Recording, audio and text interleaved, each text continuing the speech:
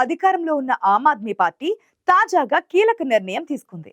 విపక్ష ఇండియా కూటమిలో భాగస్వామిగా ఉన్న ఆప్ ఢిల్లీ అసెంబ్లీ ఎన్నికల్లో ఒంటరి పోరికే సై అంటోంది.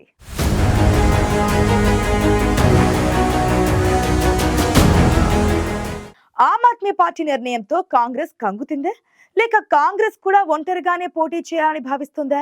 ఆమ్ ఆద్మీ పార్టీ క్రమంగా విపక్ష కూటమి నుంచి దూరం జరుగుతోందా?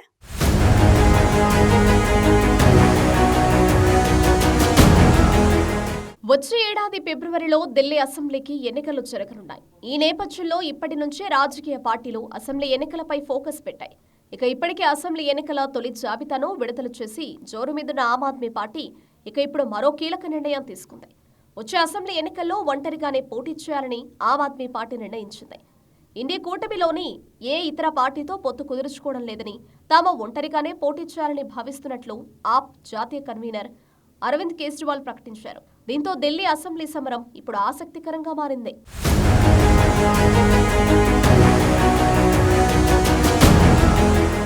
ఢిల్లీ అసెంబ్లీ ఎన్నికల్లో ఆప్ ఒంటరి పోరుకే మొగ్గు చూపి కాంగ్రెస్ పార్టీకి పెద్ద షాక్ ఇచ్చిందనే చర్చ మొదలైంది. అయితే వాస్తవానికి ఇంతకు ముందే ఢిల్లీ ఎన్నికల్లో పొత్తు లేకుండా పోటీ చేస్తామని కాంగ్రెస్ కూడా ప్రకటించింది. గత కొన్నేళ్లుగా ఢిల్లీలో కాంగ్రెస్ పార్టీ పెద్దగా ప్రభావం చూపలేకపోతుంది.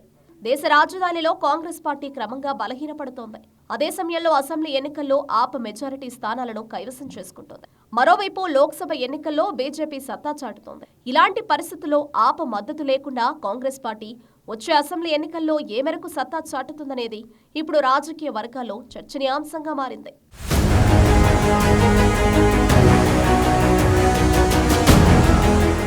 ఈ ఏడాది ప్రారంభంలో జరిగిన లోక్సభ ఎన్నికల్లో ఢిల్లీలో ఆప్, కాంగ్రెస్ పార్టీలు కలిసి పోటీ చేశాయి. కానీ రెండు పార్టీలు కనీసం ఒక్క సీటును కూడా గెలవలేకపోయాయి.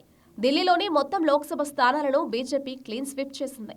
లోక్సభ ఎన్నికల్లో పంజాబ్లో కాంగ్రెస్తో పొత్తు పెట్టుకోవడానికి ఆప్ నిరాకరించి 13 స్థానాల్లో ఒంటరిగా బరిలోకి దిగింది.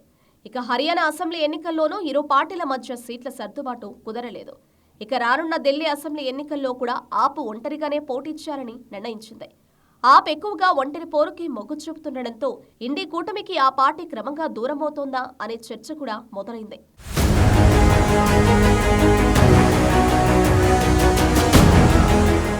ఢిల్లీలో అధికారంలో ఉన్న ఆమ్ ఆద్మీ పార్టీకి చెందిన కీలక నేతలు అవినీతి ఆరోపణలను ఎదుర్కొంటున్నారు. మద్యం పాలసీకి సంబంధించి మనీ లాండరింగ్ కేసులో కేజ్రీవాల్ సహా ఆప్ కీలక నేతలు ఆరోపణలు ఎదుర్కొంటున్నారు. కేజ్రీవాల్ సహా పలువురు నేతలు లిక్కర్ స్కామ్ కేసులో అరెస్టై బెయిల్పై విడుదలయ్యారు.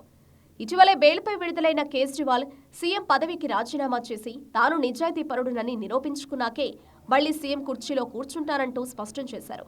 దీంతో ఆప్కు ఈ ఎన్నికలు చాలా కీలకమని చెప్పాలి. ఎందుకంటే ఈ అసెంబ్లీ ఎన్నికల్లో గెలుపోటములపైనే ఆప్ భవిష్యత్తు, కేజ్రీవాల్ నిజాయితీపరుడని ఢిల్లీ ప్రజలు విశ్వసించారా లేదా అనే విషయాలపై స్పష్టత వస్తుంది. దీంతో ఆప్ ఈ ఎన్నికలను ఎంతో ప్రతిష్టాత్మకంగా తీసుకుంది.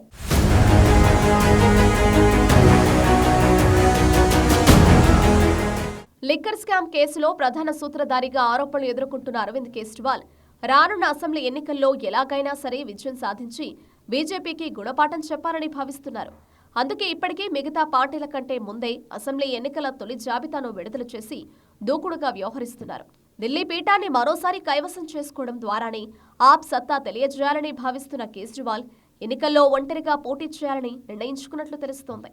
రానున్న అసెంబ్లీ ఎన్నికల్లో బీజేపీకి మరోసారి చెక్ పెట్టి అధికారంలోకి రావడమే ఆప్ ముందున్న ప్రధాన లక్ష్యం. అందుకే కేజ్రీవాల్ ఇప్పటికే తన వ్యూహాలను అమలు చేస్తున్నారు. అయితే కేజ్రీవాల్ అనుకున్న లక్ష్యాన్ని సాధిస్తారా లేదా అన్నది తెలియాలంటే ఎన్నికల ఫలితాలు వచ్చే వరకు వేచి చూడాల్సిందే.